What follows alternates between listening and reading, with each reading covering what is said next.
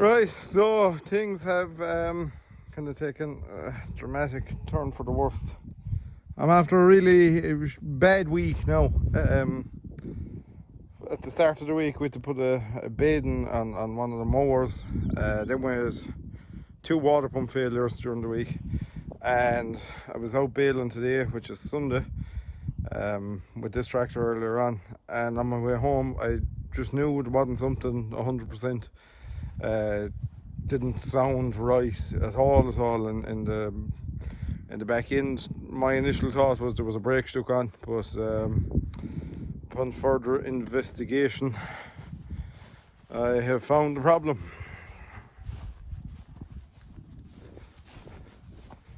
And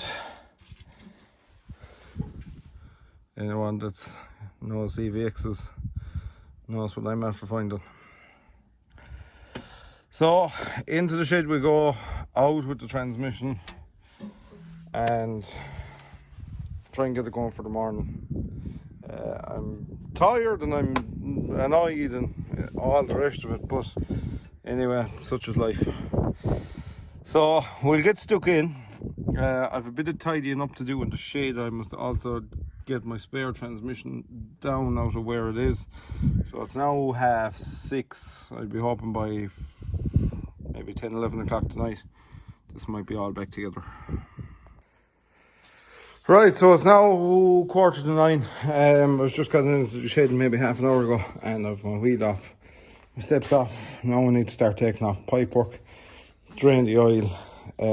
This one will be a little bit easier because it doesn't have air brakes, so a little bit less to remove, but there is pipes going out to the front linkage, so they're take a bit of work to get them off. Also, this transmission has never been out, so again, bolts will probably be extremely tight, but anyway, we'll get stuck into it and keep moving. Right, so I just went in for a quick drop of tea. We're almost ready to disembark or demount the transmission out of the tractor.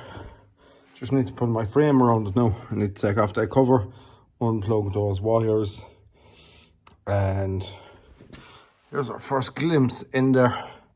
There's a roll pin. You can just see it there now on the silver bit of metal way in at the end. I need to knock that roll pin through in order to slide back the coupler for the transmission to come out. So give myself a bit more room. I'll take off the filter housing here. I thought I'd get away without it, but I will have to take it off. So I'll rip those 2 bolts, rip off that cover, and everything else is out of the way. Might have to take that cover off, I'm not quite sure yet. I need to put my frame up against it first to take out the box, and we'll see from there. So that's my next step. Beat out that roll pin, slide back the collar, and you'll see the rest of it then. I'll set the camera up first. Right, the moment of truth.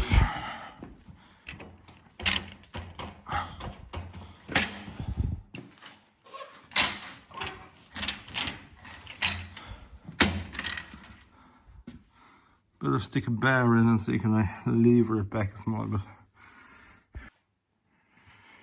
Well, it's out 3 hours later. I would have thought it was in here we had the problem. We actually do have a problem here. The bolts holding on that speed ring are sheared, so I had assumed it had broken teeth off of the gears as the bolt came out, but we don't have a very nice sound out of this area here. So that's the job for the morning, is start stripping that down. I'm going to leave it alone. I'm going to get a few hours sleep and get back at it. I'll take these bits out of my spare transmission, and hopefully in the morning we'll be going. Right, so I can't even remember what I filmed because I'd come away from it because we had a bit of an issue, but anyway, the issue was sorted now. So this is our spare transmission that used to be up on the shelf. I would have showed it to you in previous videos, but that's in the tractor now. And what happened is when I put it in, The tractor was just driving all the time. Even when you weren't using your travel pedal, the tractor was starting to move. It wanted to continually drive either in forward or reverse. So I thought I'd have to take it out again and change the stepper motor, but it was actually this little Lindy control unit seems to be the problem. I'd say anyway, because I put the wheel on it there now. I just left it ticking over and I went forward and reverse a couple of times, and it didn't seem to, it didn't seem to want to drive off or anything like that. So all seems pretty good. So just put this fella back on, put on our cover, put on a couple of pipes and stuff like that. All our pipes are on, I just need to squeeze them, and we should be pretty good to go. So I'll show you a bit of the old transmission there, because I'm not under as much pressure now this evening. I have a bit more time to show you what's going on. Right, so she's back in action. I just literally moved her out of where she was parked because there really isn't enough oil in it. I'm out of oil, so I can't finish off the job, but I'll get some oil in the morning. But it's driving fine, going backwards and forwards there anyway, and that'll be the bit I'd be most concerned about. We'll see how we get on when we take her down the road, but everything should be hunky-dory. So I stripped a few bits off the old transmission, just because I honestly thought this is where our problem was, but as it transpired, it wasn't. But I do see a little bit of this needs attention. They've changed these now. These are different. So basically, your input drives this gear here, and that one is driving your stepper motor gear. I think it's either one or the other. It's either this is driving the stepper motor and that's your input, or vice versa. But normally what happens is, well, what has happened here is these have sheared off. And when they shear off, then they loosen. So they're all probably loose. And when they shear off, the heads of them go in there. And then that runs on that planetary. And when they go in between the teeth, you can imagine the rest is a bit of a mess. But as you can see here, we have a bit of wear, or this pin is held in the box, so that pin is able to do that the whole time instead of being a relatively tight fit like that. So we're going to have to get one of these buckles.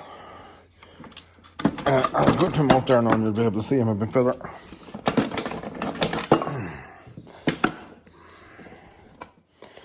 So which one is the Warden one, do we say? This one. There'll be a bit of slap in this gear, see? I don't want that. What she'll eventually do then is, if she hasn't done it already, she has done it. Look, she's broken the washer off. She's broken the brass washer off of that let.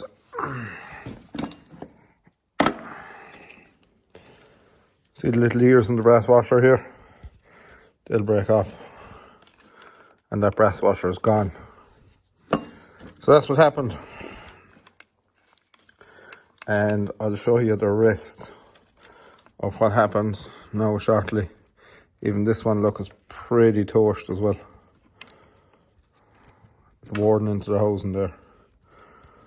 So that housing will need to be changed. But what they've done now is they've beefed them up, where these pins go into them. There's more meat to sit on, and they don't give as much trouble. I don't know whether it was Dietz or ZF or who came up with that, but yeah, this part is spun. This whole thing will need to be changed. I got one of them before. I don't think they're mental. I think about £1,000 or something like that. Buys you one of them. I'll have to get the brass washer, but our gears are good, and this led is good.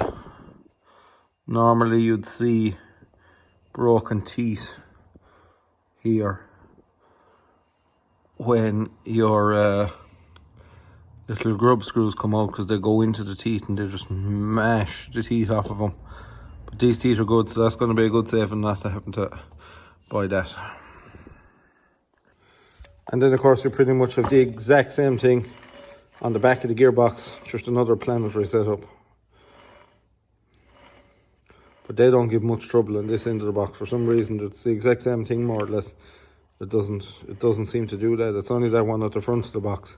It's obviously taking more pressure than these LEDs are. And here's your stepper motor. And here's your hydrostatic unit. And here is where our planetary, the first planetary that we looked at, would have went in. This lead should go in a lot more here. He sits back further. And now he's spinning these are actual gears in here. So they're dog clutches. And you can see the teeth in them there now. So at different speed intervals, one of them will lock and then the next one will unlock and vice versa all the way along. And they're actual gears, they're physical gears. So if we get one of them to lock now, you'll see where the problem lies, I would imagine. Trying to hold the camera here now. So further planetary setups also inside there as you go along. And then this one is your forward and reverse pack is inside here, but I'd say a part of a brass washer or something is stuck in our forward and reverse pack, because you can hear it moving around inside there. So we'll have to strip that way to get at that, and we're going to take out the dog clutches as well, just to make sure there's nothing stuck inside there. But there's no panic for the moment, because we're up and running now again. So